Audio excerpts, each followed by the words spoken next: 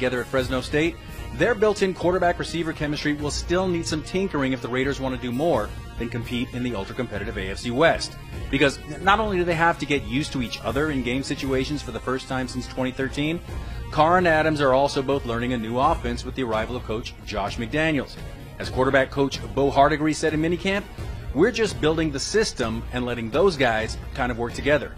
Carr, meanwhile, he said that Hardigree brought with him the most practice drills he's ever seen, all of which Carr said apply to the new scheme.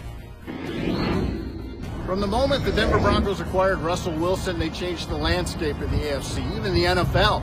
But for the Broncos to be all they want to be in the AFC West, they need Bradley Chubb and Randy Gregory to have healthy, productive seasons at outside linebacker, and they must fill as many as 3 open spots in the offensive line.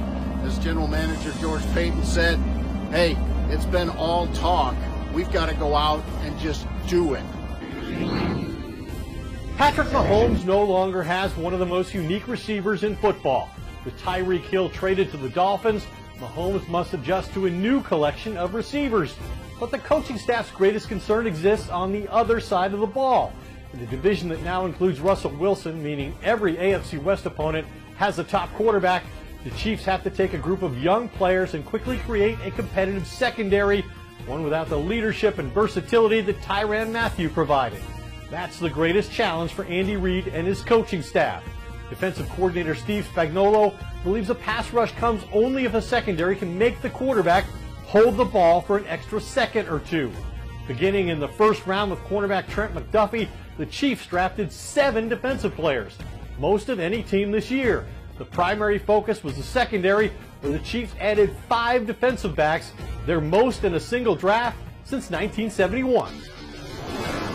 Ed Werder, thank you, sir. Here are the odds to win the AFC, the entire conference next season, right, among the teams in the West. Kansas City, second favorite to win the conference, behind only Buffalo, followed by Denver and L.A., who are both tied for the 3rd shortest odds. And don't sleep on Vegas. They're also among the top 10. On Friday, the Supreme Court overturned Roe v. Wade, a landmark case that protected abortion rights since 1972. The new ruling places responsibility on individual states, where it's expected to see about half of the country put laws into place that could ban abortions. As you might expect when nearly 50 years of legal precedent is taken away, the ruling was met with strong public reaction across the country and certainly the sports world. The WNBA Players Union issuing a statement urging people to, quote, vote like our lives depend on it, close quote. U.S. women's national soccer team star Megan Rapinoe was among the athletes reacting to Friday's news. It's hard to put into words how sad a day this is for me personally, for my teammates, for just all of the people out there who this is going to affect. It is an emotional day. It is a scary day. We have to be vigilant.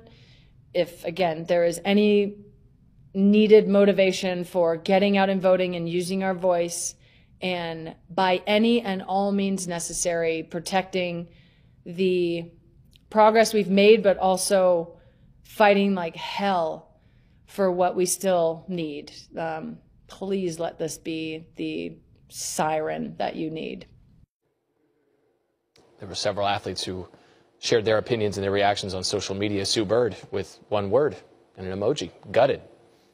Suns forward Jay Crowder saying, having a daughter in this world, living and growing, I'm confused, sad, and angry of the Supreme Court ruling. I'll continue to pray for all of women's rights.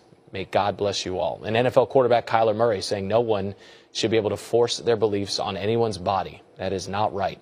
Sending together over the last 50 seasons, Duncan, Ginobili, Parker. The Dubs are the first team to win at least 4 championships over an 8-season span since Jordan's Bulls won 6 rings from 91 to 98.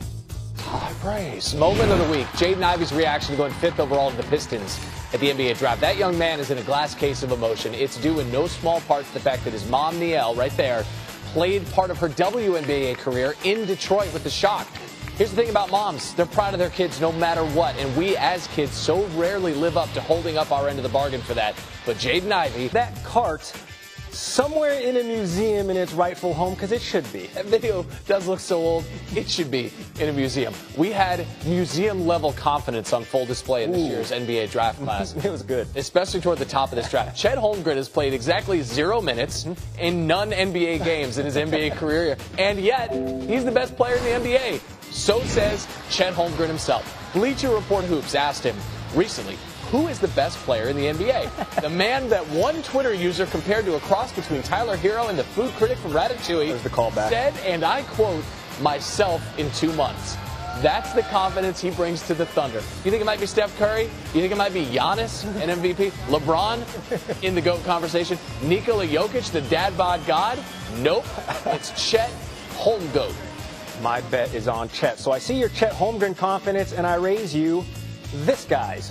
Wait, you're not going to see it. It's on the screen. Randy, let this quote marinate from a certain 20-year-old draft pick. Okay. A lot of people say he's great. I want to see how great he is. He's talking about LeBron here. I don't think anybody is better than me. He's going to have to show me he's better than me.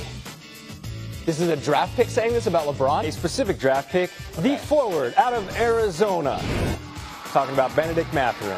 Wow. Just like every other Gen Zer, they do not respect their elders. This is the same generation who said millennials are washed. This is the same generation who single-handedly made skinny jeans not cool anymore. And this is the same generation who brought back bucket hats. I love them.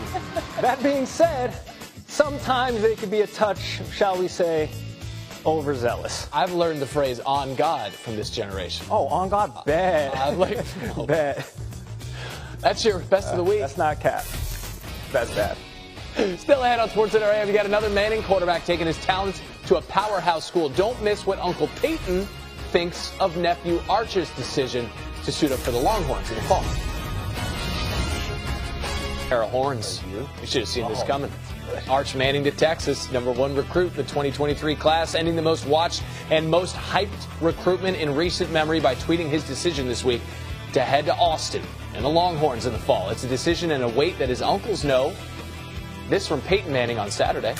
I did have a conversation with him last week after he made his last visit, just because he kind of asked about sort of when I made my decision, and I just remember as soon as I got back from my last visit, I basically announced where I was going 2 days later, because I knew, when you know, and there's no point in dragging it out and, creating some drama. And I'm not a big fan of the hat reveal, the whole deal. So I know that's part of the show now, but I kind of liked how he did it. Once he knew, he sent the word out, and now it's just on to being a senior in high school.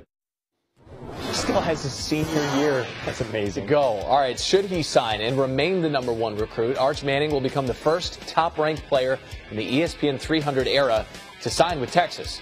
Manning is the third quarterback since 2006 to be the top